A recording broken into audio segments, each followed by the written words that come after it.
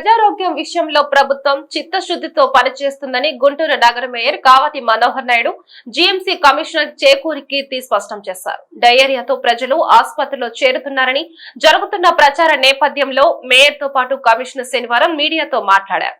ప్రతిపక్షాలు కొన్ని పత్రికలు పనికట్టుకుని ప్రభుత్వంపై దుష్ప్రచారం చేస్తున్నాయని దుయ్యబట్టారు. సాధారణ సమస్యలకి డయేరియా పేరు అడ్డగట్టి ప్రచారం చేయడం సమంజసం కాదని అన్నారు. 2018లో డయేరియా కారణంగా 27 మంది చనిపోయినా ఎవరూ పట్టించుకోలేదని, ఇప్పుడు మాత్రం ఉద్దేశపూర్వకంగానే విష ప్రచారం చేస్తున్నారని చెప్పారు. తమ దృష్టికి వచ్చిన లీకేజ్ సమస్యలను ఎప్పటికప్పుడు పరిష్కరిస్తున్నామని అన్నారు. డిప్యూటీ మేయర్ డైమండ్ బాబు తదితరులు ఈ సమావేశంలో పాల్గొన్నారు. ఈరోజు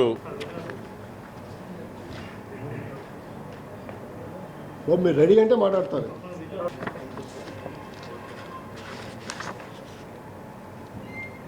కూడా హృదయపూర్వకమైనటువంటి ధన్యవాదాలు. గత వారం రోజుల నుంచి గుంటూరు నగరానికి సంబంధించి మంచినీటి సరఫరాలో కలుషితమైనటువంటి మంచినీటి సరఫరా జరుగుతూ ఉందని, దానివల్ల ప్రజలు వివిధ వ్యాధులు బారిన పడతా ఉన్నారని చెప్పేసి కొన్ని రాజకీయ పార్టీల వారు 1-2 పత్రికల వారు వివిధ రకాలుగా దుష్ప్రచారం చేస్తున్నటువంటి పరిస్థితి అందరికి కూడా తెలిసినటువంటి విషయమే. దీని గురించి ఒకరు వివరణ ఇవ్వాల్సిన అవసరం ఎంతైనా ఉన్నదనే ఉద్దేశంతో ఈరోజు పాత్రికేయ మిత్రులతో ఒక సమావేశాన్ని ఏర్పాటు చేయడం కూడా జరిగింది. ఎందుకంటే పత్రికలకి చాలా విలువ ఉన్నటువంటి పరిస్థితి. ప్రజలు పత్రికల్లో వచ్చినటువంటి వార్తని అది నిజమైనటువంటి నమ్మేటువంటి పరిస్థితి 90% పైచిలుకు ఉండేటువంటిది. కానీ కొన్ని పత్రికలు, కొంతమంది సోషల్ మీడియా వాళ్ళు కొన్ని రాజకీయ పార్టీలకి కొమ్ముగాస్తూ రాష్ట్ర ప్రభుత్వంపై, అదేవిధంగా గుంటూరు నగరపాలక సంస్థ ప్రజాప్రతినిధుల అధికారులపై ఆధారాలు లేనటువంటి వివిధ ఆరోపణలు చేస్తున్నటువంటి పరిస్థితి చాలా దురదృష్టకరం. చాలా బాధపడతా ఉన్నాం.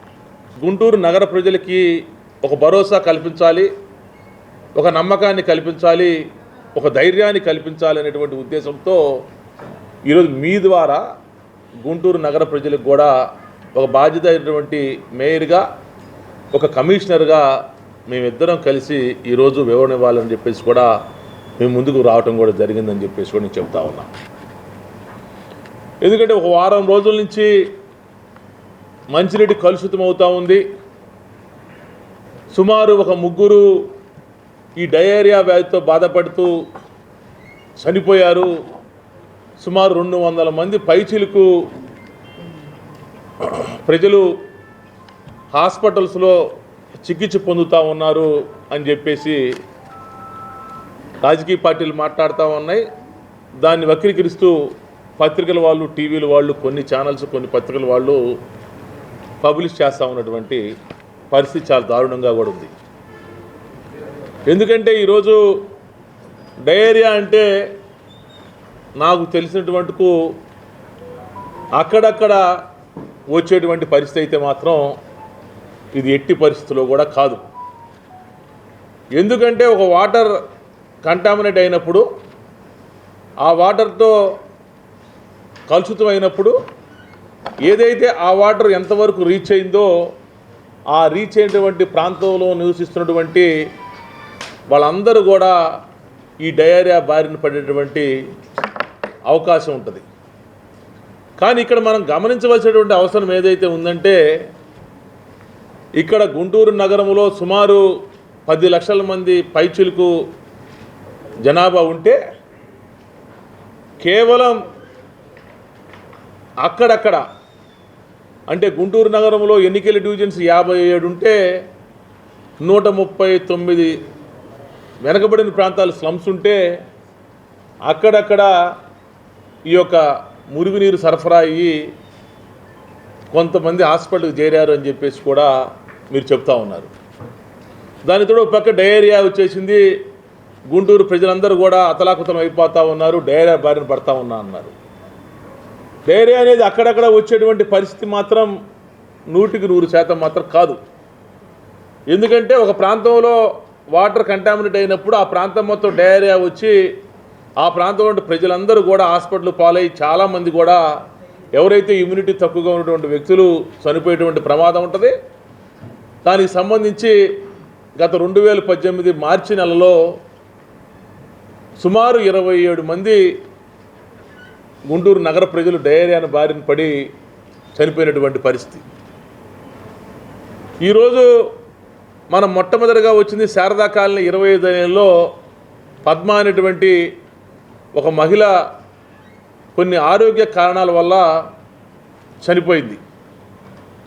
ఆ రోజు నుంచి పత్రికల్లో రాజకీయ పార్టీ వాళ్ళు ఎన్నికలు దృష్టిలో పెట్టుకొని వాళ్ళు రాజకీయంగా ఉనికిని కాపాడుకోవటం కోసం వాళ్ళు రాజకీయంగా వైఎస్ఆర్ కాంగ్రెస్ పార్టీని ప్రభుత్వాన్ని ఇబ్బంది పెట్టాలనేటువంటి రీతిలో ఆ రోజు నుంచి ఈ రోజు వరకు కూడా అసత్యమైనటువంటి ఆరోపణలు చేస్తూ వాళ్ళు మాట్లాడుతూ ఉన్న విధానం చూస్తూ ఉంటే చాలా సిగ్గుతో తలదించుకోవాల్సినటువంటి పరిస్థితి ఈరోజు వస్తూ ఉంది.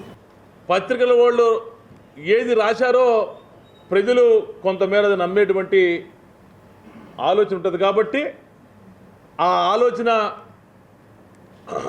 నివృత్తి చేయాల్సినటువంటి బాధ్యత మా మీద ఉంది. కాబట్టి ఈరోజు మీ గుంటూరు నగర ప్రజలకు చెప్తా ఉన్నాం, మీరు అధైర్యపడాల్సినటువంటి అవసరం లేదు. మీకు పూర్తిగా స్వచ్ఛమైనటువంటి నీటిని అందించేటువంటి బాధ్యత మా గుంటూరు నగరపాలక సంస్థ తీసుకుంటా ఉంది. ఏ రోజుకు ఆ రోజు ఎప్పుడు పడితే అప్పుడు ప్రతిరోజు సుమారు గుంటూరు నగరం ఉన్నటువంటి అన్ని రిజర్వాయర్ల ద్వారా అన్ని ప్రాంతాల్లో సుమారు మా ఇంజనీరింగ్ అధికారులు ప్రతిరోజు సుమారు 1000 పైచీలకు శాంపిల్స్ మేము సేకరిస్తాం. అది మా ఉద్యోగ ధర్మం, మా రెట్యూన్ బాధ్యతది. మేము అన్ని చోట్ల కూడా శాంపిల్స్ సేకరించి మేము ఎక్కడ నీరు కలుషితం అవుతుందో ఆ కలుషితమైనటువంటి నీటిని మేము వెంటనే బాగు చేసేటువంటి ప్రక్రియ జరుగుతూ ఉంటుంది. ఎక్కడా కూడా మీరు అసత్యమైనటువంటి ఆరోపణలు చేసేటువంటి వాళ్ళని నమ్మవద్దు. మేము స్వచ్ఛమైన నీరు అందించేటువంటి కార్యక్రమాన్ని మేము తీసుకుందామని చెప్పేసి కూడా నేను చెప్తా ఉన్నా. ఈరోజు 2018లో అతిసార వ్యాధి డయేరియా వచ్చి 27 మంది తెలుగుదేశం ప్రభుత్వంలో చనిపోయారు. అప్పుడు మాట్లాడినటువంటి కొన్ని రాజకీయ పార్టీలు, అప్పుడు రాయినటువంటి కొన్ని పత్రికలు ఈరోజు పనిగట్టుకొని ఈరోజు మా ప్రభుత్వంపై, మా పాలకవర్గంపై ఈరోజు దుష్ప్రచారం చేస్తూ ఈరోజు నానా రకాలుగా అసత్యమైనటువంటి వార్తలు రాస్తున్నటువంటి పరిస్థితి. ఇది మంచి పద్ధతి కాదు. ఈ పద్ధతిని ఇంతటితో ఆపేయండి. గుంటూరు ప్రజలు భయభ్రాంతులు గురవుతూ ఉన్నారు. దయచేసి ఎక్కడ కూడా ఇలాంటి అసత్యమైనటువంటి వార్తలు మీరు రాయొద్దని చెప్పేసి కూడా మేము పత్రికల వాళ్ళని సవినయంగా మేము మనవి చేసుకుంటా ఉన్నాం.